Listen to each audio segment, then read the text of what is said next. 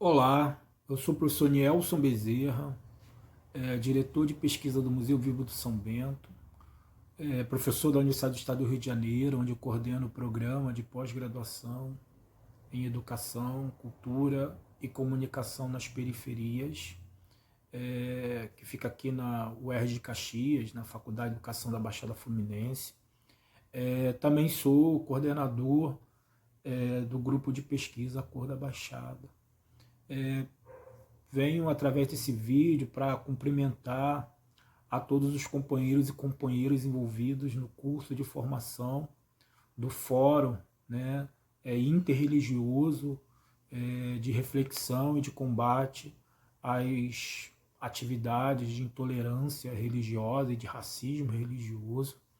Gostaria muito de cumprimentar todos os companheiros e parceiros na organização do curso e na organização do fórum e reafirmar, né, o compromisso institucional do Museu Vivo de São Bento, da Faculdade de Educação da Baixada Fluminense, através do seu programa de mestrado, da Universidade do Estado do Rio de Janeiro e do grupo de pesquisa Cor da Baixada, a importância, né, o compromisso e a importância da luta coletiva na formação, na construção de reflexão e de políticas públicas e de demandas sociais em favor do respeito à diversidade religiosa, em favor da luta contra o racismo religioso e a intolerância religiosa.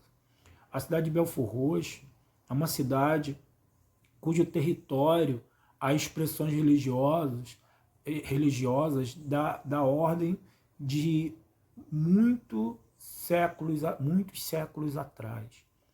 Por exemplo, os primeiros povos que aqui habitavam, os sambaqueiros, eles viveram nessa região há mais de 4.000 anos antes do presente. Isso significa que esses povos deixaram para nós vestígios de sambaquis, que eram um monte de conchas, onde eles já ali faziam seus rituais fúnebres, oferecendo significados religiosos para com o território e para com os primeiros habitantes, pelo menos os primeiros seres humanos que nós temos conhecimento que viveram nesse território.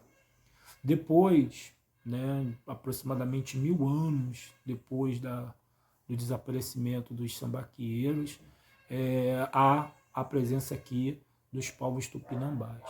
E os povos tupinambás, né, de origem tupi, né, os chamados povos indígenas, né, os nossos ancestrais, sambaqueiros e tupinambás foram, sem dúvida nenhuma, os primeiros ancestrais, né, da formação do território que hoje estão a cidade de Belford Roxo e as cidades que estão ao seu derredor. Né?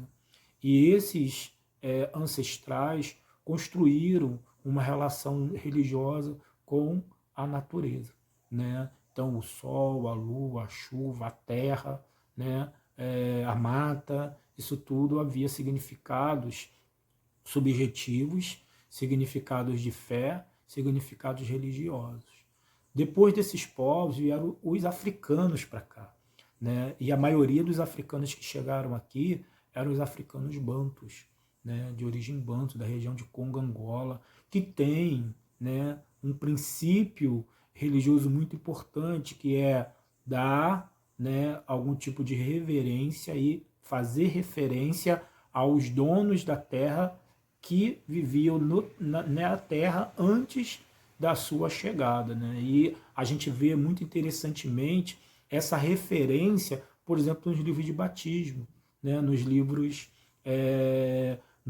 de casamento, onde, por exemplo, africanos ofereciam os seus filhos para indígenas apadrinharem, por exemplo. Né? Então, isso é uma referência do significado religioso africano, né, conectado com significados religiosos indígenas, através, né, da religiosidade colonizadora, da religiosidade da colonialidade, que é a religiosidade do cristianismo. O cristianismo chega aqui através da Igreja Católica, depois ele se estabelece também através do protestantismo, que já é para a primeira parte do século XX, né, que começam a aparecer aqui de forma mais entusiástica. Então nós temos nessa região, né, uma diversidade religiosa, né, indígenas, africanos, Calundu, né, em Santa Teresa, por exemplo, nós tínhamos a fazenda do Calundu, né, que a gente está estudando e que a gente percebe que além de produção econômica, né, de mandioca, de cana-de-açúcar, nesse engenho também havia uma produção de significados e subjetividades em que conectavam as religiosidades africanas, as religiosidades indígenas e a religiosidade cristã católica, né, que estava tudo ali muito misturado. Né? E aí é muito interessante, porque quando a gente chega já a um pulo para o século XX, né, a gente encontra, por exemplo, 1907, né, o registro de uma casa de Umbanda do caboclo Cobra Coral no território que hoje é a cidade de Belford Roxo. Né? E aí, mais adiante, né, já na segunda década do século XX, a presença da Igreja Assembleia de Deus, né? A segunda igreja mais importante, a segunda igreja mais antiga do estado do Rio de Janeiro, da denominação Assembleia de Deus. Né? E em Belford Roxo, né, na divisa entre Belford Roxo e, e Nova Iguaçu, temos ali ainda hoje a igreja de Santo Antônio da Prata, que originalmente era a igreja de Santo Antônio de Jacutinga. Né? E, obviamente, havia já anterior, também no século XIX, a capela da Fazenda do Brejo, as capelas católicas dos outros engenhos que estavam no entorno da região ali do nosso território, né? No âmbito do nosso território, tipo, né? Engenho do Babi, Engenho do Jambuí, Engenho da Vitória, Engenho da Conceição, Engenho do Brejo.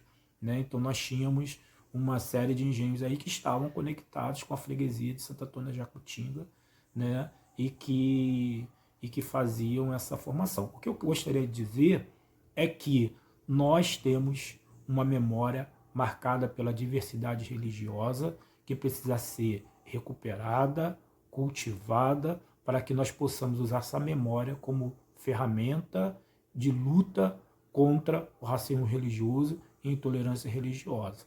Nós estamos aqui para somar essa luta e cumprimentar os companheiros e as companheiras envolvidos nesse processo e dizer que podem contar com o professor Nielson Bezerra, né, e com as suas representações institucionais. Um grande abraço a todos e até a próxima.